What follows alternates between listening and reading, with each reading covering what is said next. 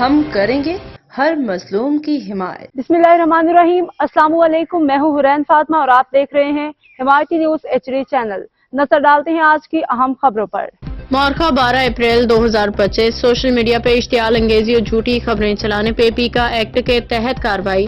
اجمیر نگری پولیس نے social media اور اخبار سے تعلق رکھنے والے صحافی شیخ جنید ساگر قریشی کو گرفتار کر لیا۔ مقدمہ پیکا ایکٹ کے تحت ASI طارق ممتاز کی مدعیت میں درج ہوا۔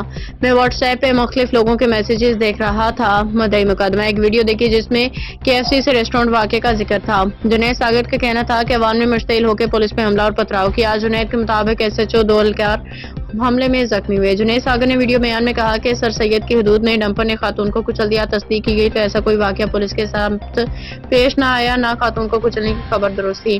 مذکورہ صحافی سوشل میڈیا پہ اشتعال انگیز اور جھوٹی خبریں پھیلا رہا تھا۔